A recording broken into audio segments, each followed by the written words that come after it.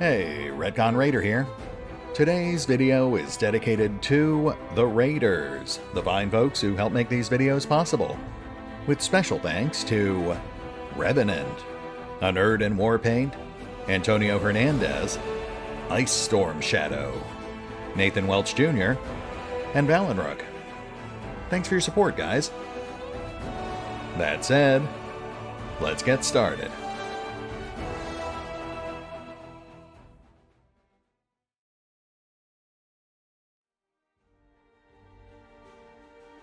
And welcome back to the Pathfinder Wrath of the Righteous beta, as we finally set foot in the Blackwing Library and discover the fate of the mysterious Storyteller.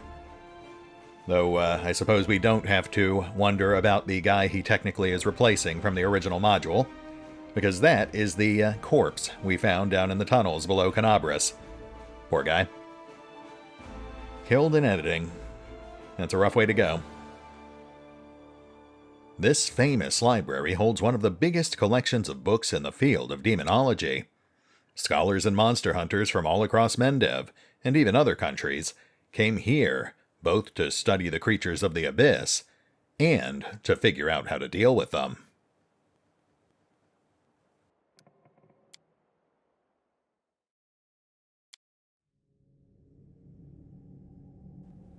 Well, I would say this place has seen slightly better days.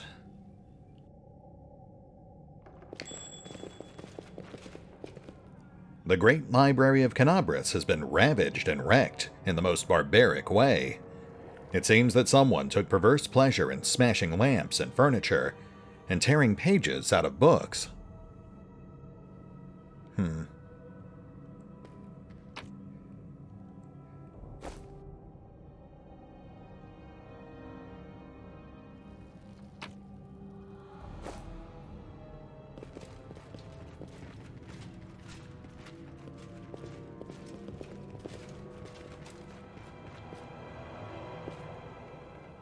A barrel of flammable alchemical substance. Well, that's not good. Oh, well, that's probably not good either.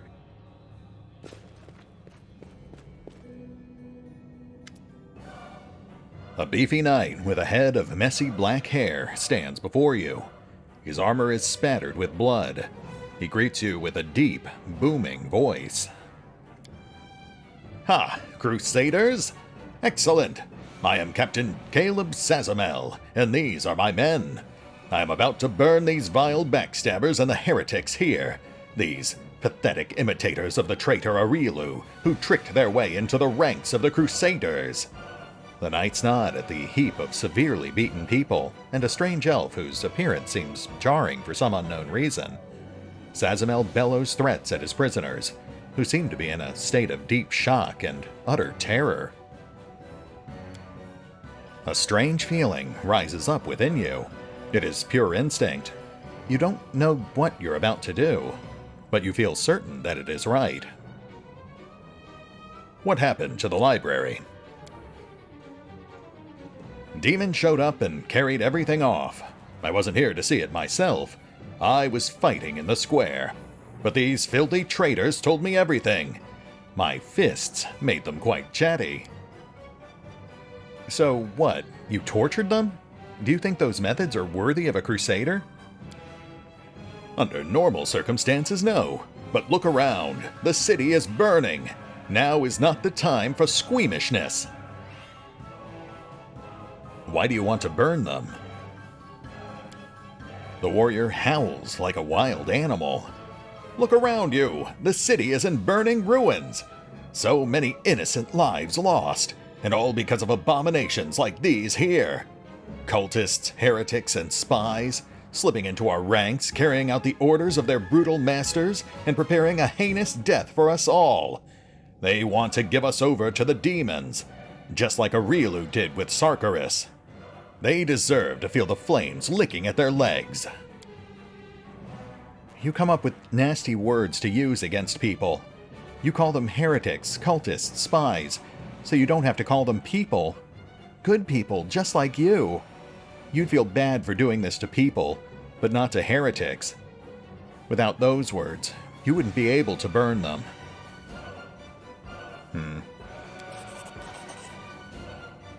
Chaleb is talking too loudly, all while casting sidelong looks at you.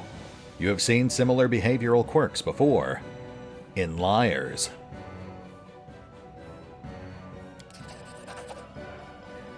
You notice that the emblems on the armor of the two silent crusaders belong to the Order of the Flaming Lance, but Chaleb's armor bears the sigil of the Order of the Sunrise Sword. Strange, then, that he introduced himself as their captain. Something's not right here. Really? You don't say. Idiots, stop! Heed my command! In the name of Baphomet!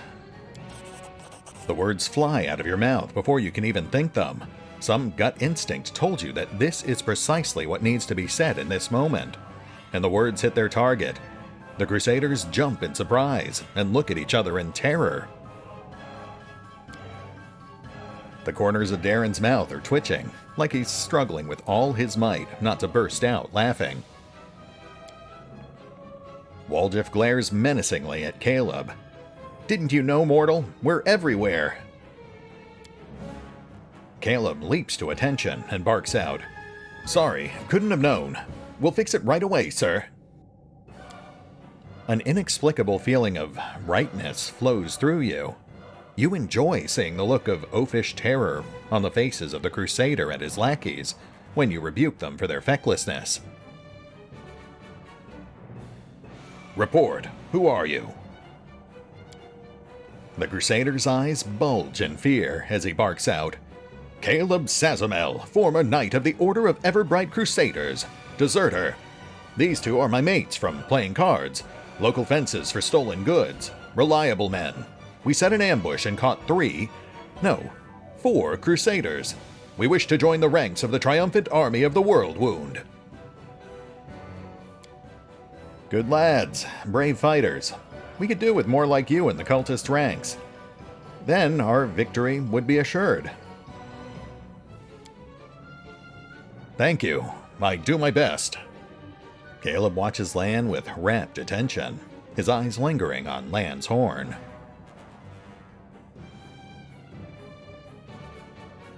Chaleb is a Crusader name. Are you a Crusader?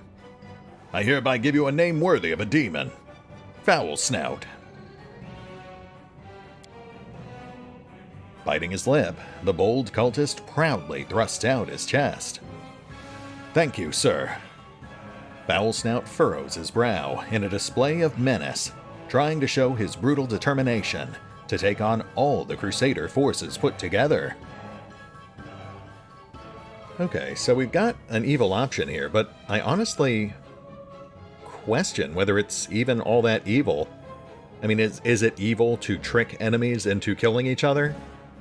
You know, is it any more evil than us using a spell to mind control him, or our own blades to run them all through? Relative morality. We don't accept just anyone into Baphomet's army. There's only one spot, and there's 3 of you. Get to it.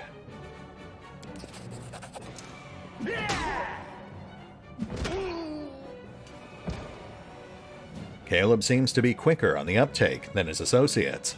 He catches your meaning and surges toward one of them with his weapon raised. A fatal blow, followed quickly by a second, and 2 bodies are left lying at Chaleb's feet. He smirks in satisfaction as he wipes the flecks of blood from his face. Did I do well, sir? It was the most elegant reprisal against the fools I've ever seen in my life, Darren says in a low voice so only you can hear him. I am in awe. I sincerely hope to see you in action again, and more than once. Stop wasting valuable fuel. If you like burning books, go rig the Grey Garrison Library. Our enemies might try to sneak in there. Step to it. There's plenty more where that came from, sir. We'll do everything you've ordered, and just as soon as those Crusaders arrive, they'll be dead meat. I'll go make sure that we get another No, make it another 2 barrels of alchemist's fire from the Grey Garrison storeroom. Things are going to burn right up in there.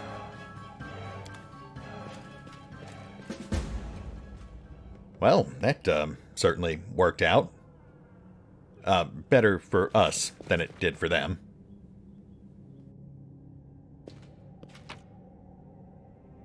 Oh, full plate. We'll take that.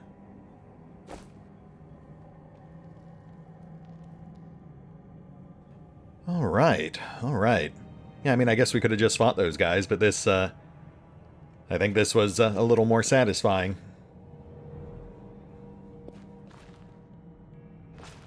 Praise Iomade, we're saved! You came just in time. A blind elf stands before you. He looks extremely strange. His face wears its years heavily, which is unusual for members of his race. Thinning gray hair, a ragged beard, sightless, milky eyes, pale, papery skin covered in age spots, a spine curved by the passage of time. This is not how elves typically age. The youth that graces the face of elves, even on their deathbed, has totally abandoned this decrepit specimen. The old elf holds out his hand in your direction, in the perennial gesture of the blind, greeting you with an unexpectedly strong and calm voice. Hello, I am Storyteller, and I wish to thank my rescuers. That is you, if I am not mistaken. Storyteller? Ha! That's the first time I've heard of a venerable old-timer like that having a street name. Sometimes a person can lose their name, but Mama and Papa are gone, friends are gone, and there's nobody to ask what it was. So instead of their name, a person can pick any word that is good. Everybody has to have a name. Or do they? I don't know. And who are you? The old elf frowns. I prefer people to call me Storyteller. It very accurately describes the sphere of my occupations and interests. In most of the places I have been, I am known by that name. You have piqued my curiosity. A storyteller. Are you a bard? If so, you should come to perform at one of my parties, instead of knocking about in this dusty library. A bard? In some senses, yes. But not the type of bard that performs at festivities. I think your guests would lose their appetite after hearing my tales. What a shame, and I was so hoping to wheel you out for my guests. With your unusual appearance, you would have caused quite the scandal. But lugubrious bards are of no use to me. Half the bards in the city are the same. Their repertoire is confined to the one about longing, the one that causes indigestion, and the one that's a complete waste of time. I mean, really, how is one supposed to host a party with that? When I was little, my mother and father used to tell me stories. But I have no one to tell me stories now. Sometimes Grandma does in my dreams, but I always forget them in the morning. Can you tell me a story? The corners of the blind elf's mouth slowly creep upward. For you, I may have a story to tell. But perhaps it is you who has a story for me.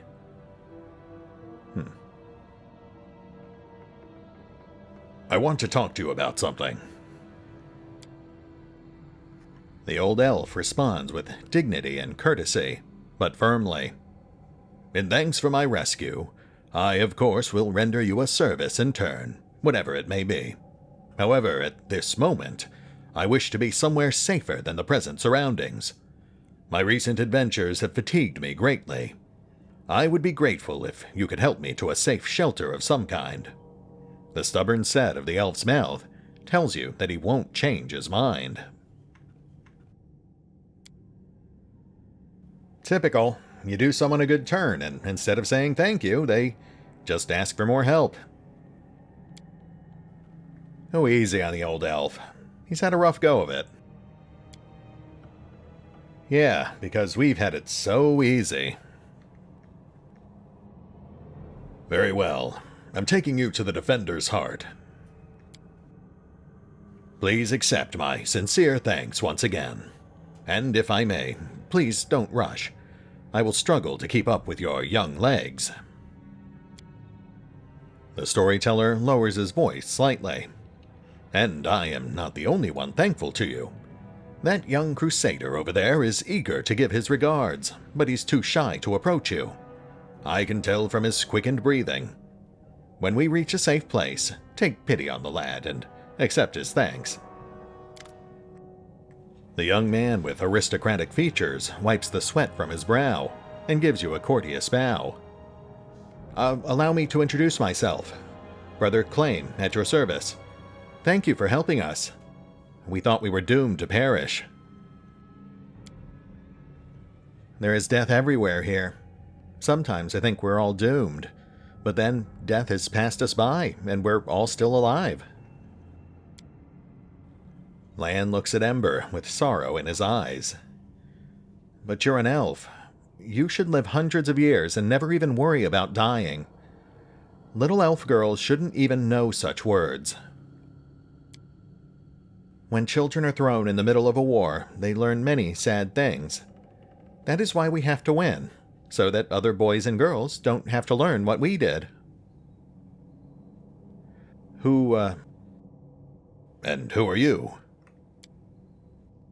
We are Crusaders of the Order of the Flaming Lance. Our order dedicates itself to the pursuit of hidden knowledge and magical methods of fighting the demons. We are searching for our leader, Sister Miamir the Scholar. She spent the last few weeks here, working day and night on some important research. When the demons attacked the city, we rushed here to find her, but it seems she left the city shortly before the attack began. There does seem to be a bit of that going around, doesn't there? Not just her, but also, Halrin's sidekick, the Hawkblade. Could just be a plot contrivance, of course, but, it could also be taken as a sign of something a bit more sinister. Miamir just left the city, leaving no word of where she could be found? None. She left in a hurry, without leaving any notes or orders. Why? I have no idea. The only thing that may serve as a clue is this book, the one she was studying. The knight holds out the leather-bound tome to you. My Company of Worn-Out Words, Songs of a Crusader. A collection of ballads composed by a bard who fought in the Second Crusade. The first songs are brimming with swaggering optimism, but as the collection progresses, the texts grow darker and more obscure as the despair and madness slowly take possession of the bard's mind. Miamir has annotated one of the verses. Long dead fingers of blackest stone, the forbidden tree stretches out its branches to me. White pebbles dog my steps, 1,000 piercing eyes on hoar-frosted ground. The winter sun's rays caress the runes. Ancient symbols burn on hardened bark. Secrets crusted over with white lichen, and a white fog steals over my weary mind. In Miamir's handwriting, a note reads, Tree? Runes? Stone Book of the Druids of Old Sarkarus here. Interesting. It's actually doubly interesting, not just for the reference to the stone book, but also because, much like that other novella we found, it's an increasingly bleak and despondent text in a city that you would expect to discourage those sorts of depressing musings.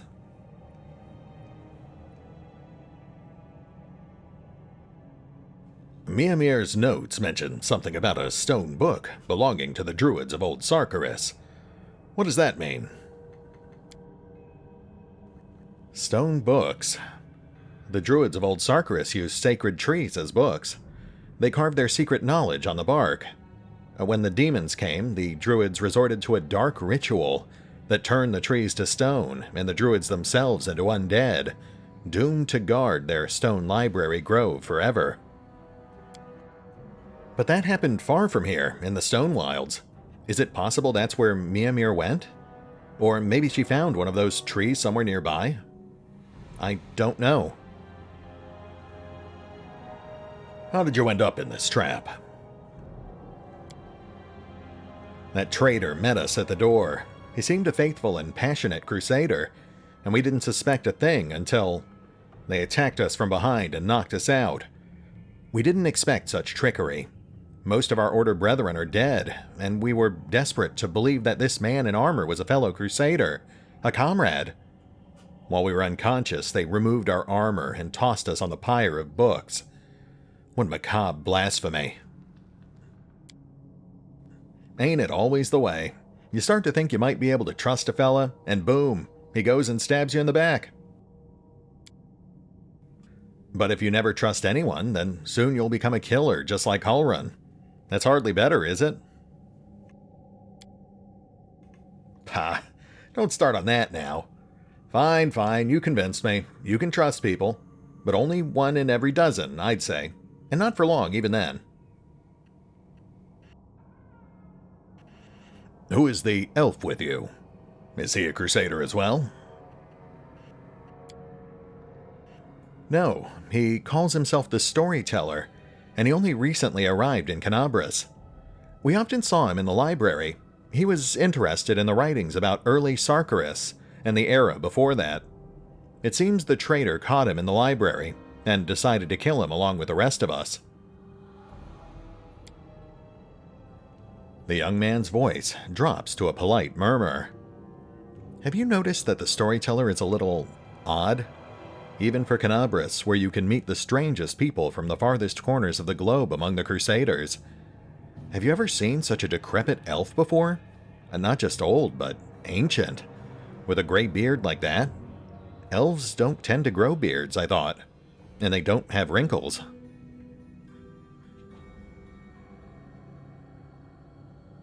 Go to the Defender's Heart. Those who are ready to fight back are gathering there. The city still fights. Why, that's incredible news. We will go to our sanctuary guarded by our Order brothers and sisters. We will bring them to the Defender's Heart.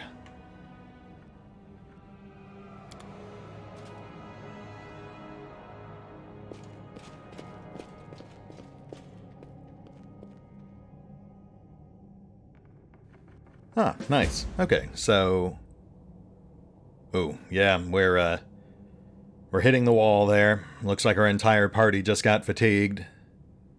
So we will definitely want to head back to the Defender's Heart ourselves.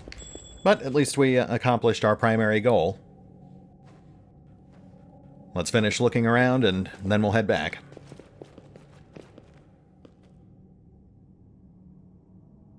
Ooh, 25. And on one of our weakest skills, too.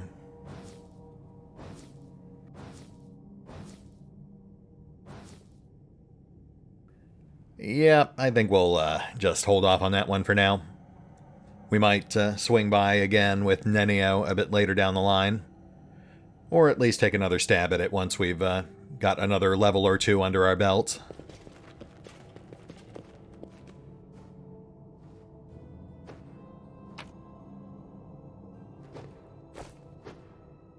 Quarterstaff of Coercion.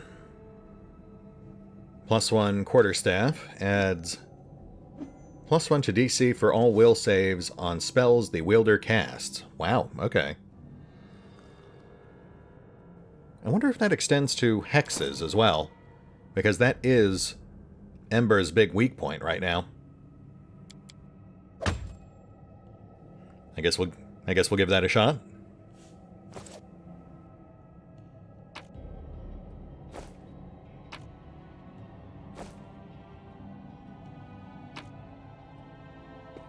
Magic Essence with a placeholder icon. Interesting.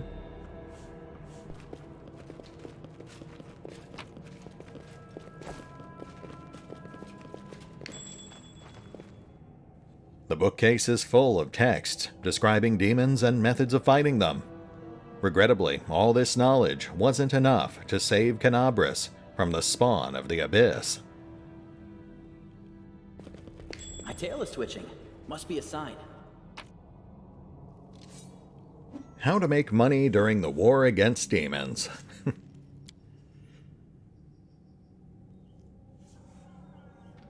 Oh. It does actually sound kind of interesting, but it's also 3 pages long, which is a bit much. Yeah, I think we'll hold off on that. I will hold on to it, though, just in case it does turn out to be relevant to something. You never know with these things.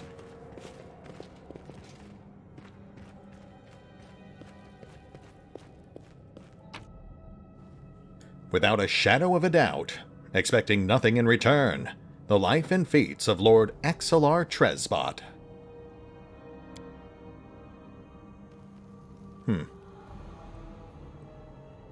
Another rather weighty tome.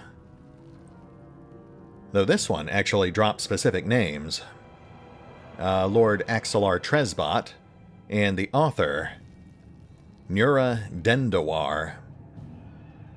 So we'll keep an eye out for any word of either of those people, and revisit this book if needed. Then we've also got a difficulty 24 arcane lore check.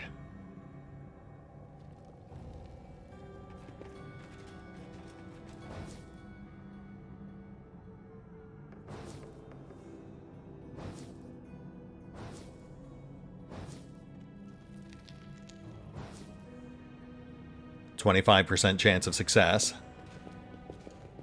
You know what? I think we'll hold off on that one too. I mean, we're already setting aside the world lore check, so I don't see any harm in holding off on this one as well, at least until we've got Nenio tagging along or we've packed on a few more skill points. The old elf frowns as if he's listening closely to something, and then decisively turns his face to you. Creed Ironfang, is it not? I recognize you from the sound of your footsteps.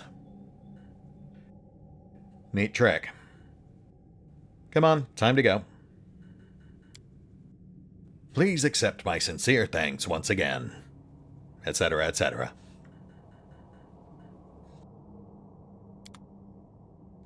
Oh, okay. Yes, I would like to return immediately. That was an unexpected surprise. I don't know if it actually saved us any time on the counter, but it did save us the risk of random encounters while we were exhausted. Now we can just get some rest and follow up with the Storyteller. I suppose this also gives us an opportunity to catch up with our new party members, but something seems different about Nenio, but I'm not sure what it is. I think she might have changed her shirt. Well, we'll worry about that later. We've also got Darren and Ember to chat with, but I think today we're just going to focus on the Storyteller.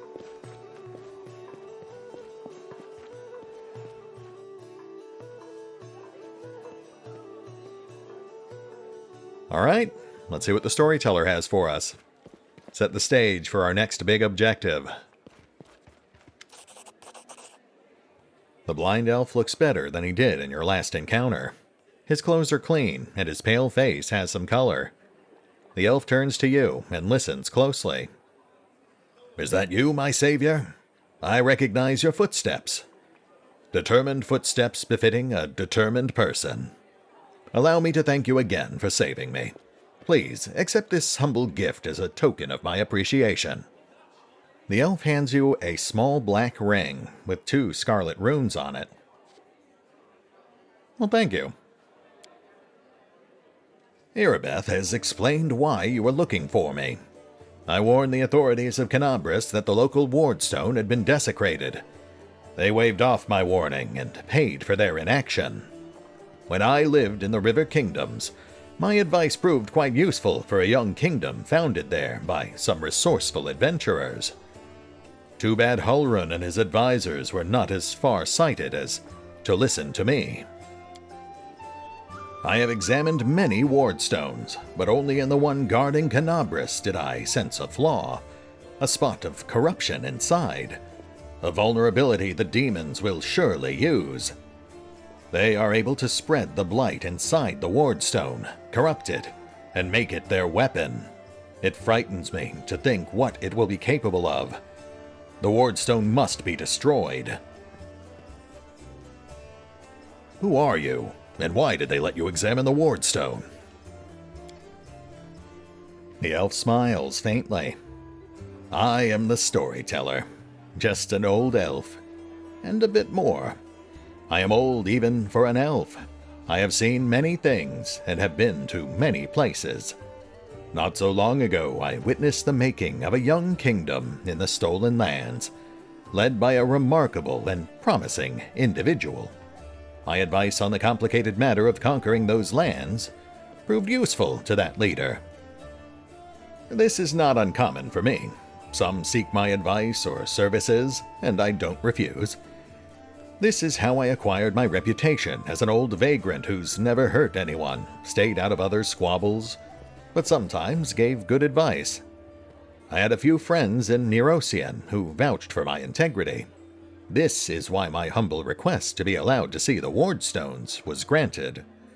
I visited all of them, but only found cause for alarm in Canabras. I don't understand. Do you wield some special magic power? Some instinct? The Storyteller chuckles. Yes, to a certain extent, but it is more of a gift. I can see the past, stories that have happened. I touch an object and shreds of its owner's memories are revealed to my mind. Their emotions, passions, and tragedies.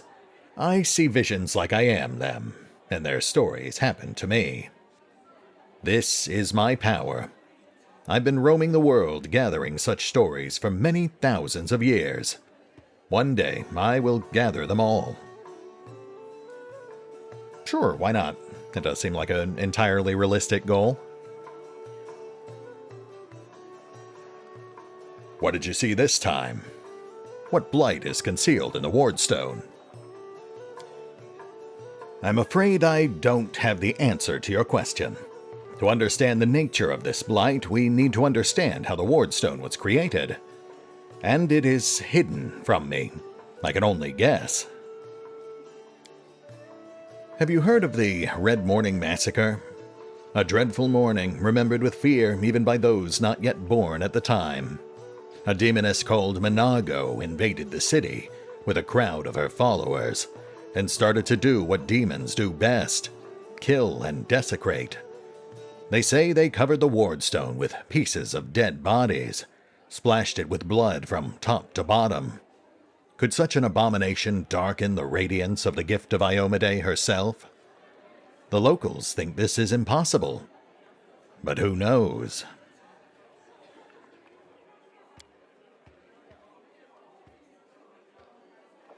It was not the last attack. Many demon leaders brought their unholy forces here. Even the terrifying Baelor Karamzada. Their attacks were rebuffed, but they still reached their target. I think this is when the seed of corruption was planted in the stone. It wouldn't have grown on its own, but Discari himself has now come to take advantage of this weakness, to open the abscess that has been festering for years, unnoticed by the people of Canabras. And when the demon lord struck the blow, the weakened stone gave in. Now it's in demon hands, and nothing is stopping them from spreading the blight throughout the entire stone. And from it, to the other stones along the whole perimeter of the world wound. Why did you travel to the wardstones? I tried to see their stories. The visions I had when I touched the wardstones were unclear. I saw hundreds, maybe thousands of different stories at the same time. They followed each other like flashes of lightning. It was impossible to separate them. I couldn't understand where one of them ended and the next began. I have heard you, Storyteller. In that case, you must make every possible effort to destroy the corruption. Unfortunately, I don't know where to get an instrument powerful enough to banish it from the wardstone. As far as I know, there is nothing like this in Canabras. but demons might have something.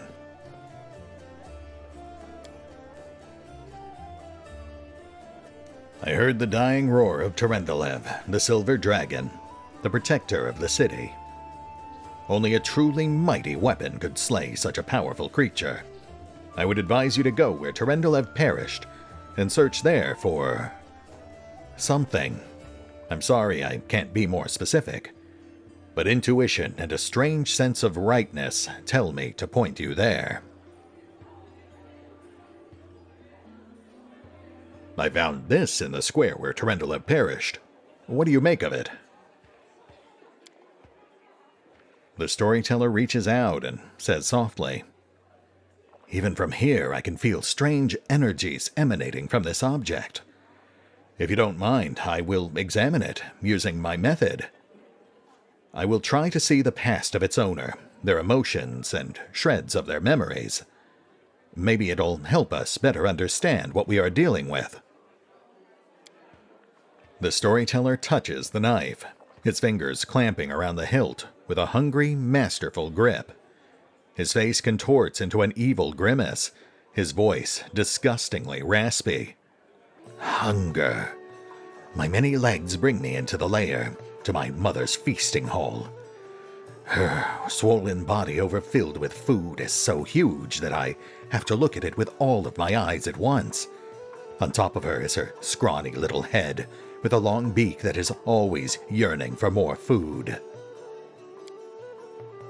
You feel feverish. Your chest, where the mysterious wound is concealed, feels hot.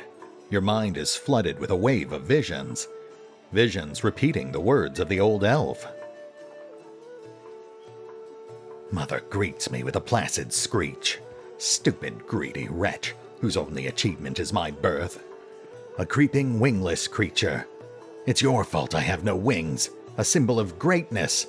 A birthright I should have received from my mighty father. Mother points me to a crowd of whimpering subjects, suggesting I fortify myself with their pathetic flesh. Not today. I summon my spawn and they fly to me, enveloping me in a teeming cloud. Like dark, buzzing wings, they unfold behind my back and lift me up. Mother has always been stronger, but she did not expect this. I dive on her and rip her limp, bloated body with my claws. Ichor spatters. The bone spurs on my heels sink into her flesh. I clench her pitiful, tiny head and tear it off along with the shreds of meat. Victory! I am the strongest! I am the son of my winged father! The elf grimaces with distaste. His voice becomes normal again. Appalling. Stories like that are the most difficult ones to keep with me.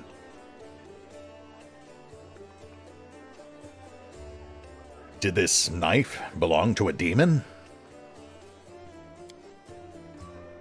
The storyteller opens his mouth to answer, but a sudden spasm crosses his face. A new vision, a much stronger one, engulfs the old elf. The malevolent undertones vanish from his voice as it grows more determined and tired. Even looking at the wardstone is difficult. Despite the corruption nesting in it, it still has an aura of strength. Your fingers clench the stone hilt so tight it hurts. A little spot on the flawless surface of the wardstone draws your attention. It looks like a butterfly. Corruption in the guise of something utterly harmless. But it will grow. You swing and stab the butterfly with the knife as hard as you can. Your fingers cramp painfully. A howl invades your ears. Light. White light everywhere. The stone falls from the old elf's hand. Out of breath, he drops to his knees. He is trembling, the terror on his face, so unlike his usual dignified manner. What was that? That was not the past. That was something that is yet to happen. Or rather, might happen. One of the roads to the future. In one of the possible futures, this item will help you to cleanse the wardstone. Or to destroy it. You feel a longing to take the stone chisel and plunge it into your chest, right into the wound that has opened up in it. It is hard to resist this feeling, but at the last moment your self-preservation instinct takes over, and you manage to keep control of your own hands. The old man stands up. He looks completely stunned. Never before has anything like this happened to me. But how? I am not an oracle or a prophet. Or is this another riddle from the past that has caught up with me? I must find out. Seeing stories that have happened is one thing, but seeing stories that are yet to happen. I don't know why this is happening now, but there is one thing I am sure of. This is not a coincidence. This is a sign of coming changes. Great changes. I have shared this vision with you, and this knife tempted me. Did you see what I saw? This has never happened before. Could it be the magic of the object that you brought me? I sense dark energies in it that can cloud and charm the mind. Be careful with this item. It may have tried to influence you, but you managed to overcome its power and subdue it. Or something else has happened to us that we don't yet understand. Can you see the future? I don't know. Obviously I can, but nothing like this has ever happened to me before. The future never opened its secrets to me before I met you. Gods, who are you and why have our paths crossed? I feel this is not a coincidence. Something momentous is happening. Destiny is pushing us toward something. But what? Questions without answers. I swear, this morning I couldn't have imagined what awaited me. Maybe it's the knife that gives you the power of divination? This knife is a powerful artifact, but I feel that its power is of a different nature. No, I felt the same as I do when I tell the past. This is my gift, but manifested in a completely abnormal way. Is what you saw destined to happen? No, the future is not set. It used to be a long time ago when the god Anerdin guarded Golarion. But not now. Prophecies do not come true, or they do, but not the way they were supposed to. I only saw one version of the future, one of the paths leading to it. But the choice has not been made, and our destinies are not set in stone. Who were you in your vision? I don't know. Someone strong and desperate enough to resort to extreme measures. I felt that what I was doing had to be done. Your powers are amazing. A few minutes ago, I would have agreed with you, but the thing that just happened, it disturbs me. My gift has never manifested like this. Something has changed. But these changes frighten me. Please, examine the items I'm carrying. Perhaps some of them could tell us a story. The storyteller nods politely. Let me touch them, and I'll tell you what I can. The old elf carefully takes Yaniel's sword, Radiance. A faint smile touches his lips. Powerful forces lie dormant in this sword. It used to belong to an incredibly bright and daring soul. The storyteller's hand runs carefully over the scale that still hasn't lost its shine. Proud Tyrendalev, protector of Canabris, you have devoted your life to serving people. Your death is a great loss. But maybe I will be able to find out something about you that is unknown to the flock of your admirers. The elf looks at you with unusual impatience. Shall we? Actually, you know what? We'll hold off on that for the moment. I think those are items that we can eventually rebuild with his assistance, but not the most important thing to deal with right now. What about you, Storyteller? Can I help you? The Storyteller nods gratefully. I appreciate your offer. I have reason to believe that somewhere in Canabris there is a manuscript authored by an elf from Keonan who witnessed Earthfall.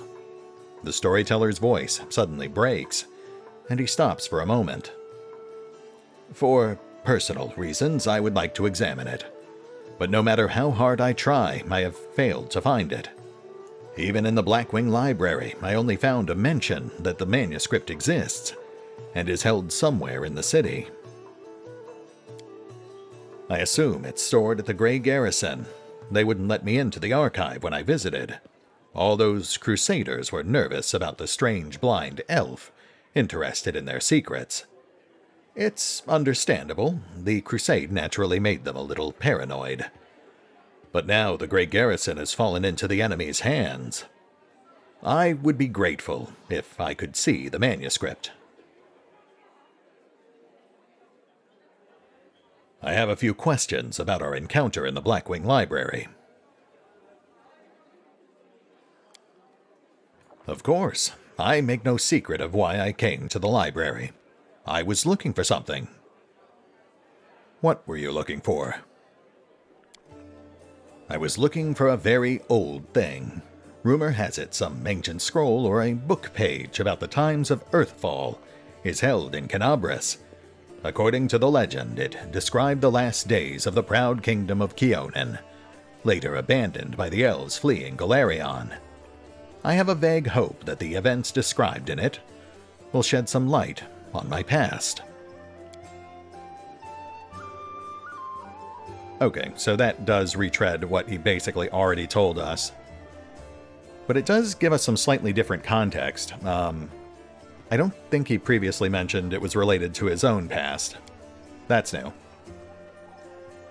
Now, obviously, he does have more stuff to talk about. We can ask him about himself or about those relics we found. But I'm thinking we're going to hold off on that for the moment. In fact, I've given it some thought, and I'll tell you what. Here's what we're going to do.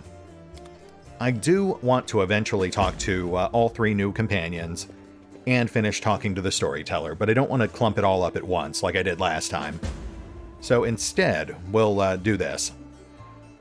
Let me know what order you think I should talk to these people in, and we will talk to one of them each time we come back to the Defender's Heart, and then we'll do adventuring between each one of those. I do think it's going to be interesting stuff, and in some cases it'll even come with associated side quests. It's just important to make sure we get some actual combat and exploration mixed in there too, you know? That said, we will hit the pause button for now. You guys go ahead and let me know what order you would like to hear about these characters in. Darren, Ember, Nenio, and the relics that the Storyteller can examine. And we'll pick up here next time, after I've obviously reset our party and taken care of our inventory management off-screen. We'll chat with whoever you guys seem most interested in, and then head back out into the field. Maybe we'll hit that tower to the south.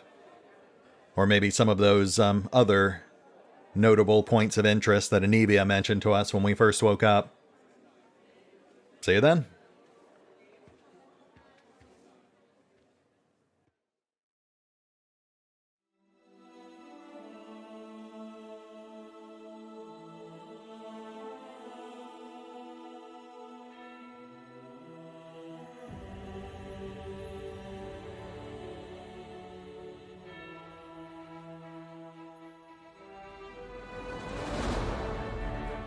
Oh, and remember, although I do love playing Pathfinder, Wrath of the Righteous, you can find out more about the game by visiting the official website, the official social media feeds, or the official store pages.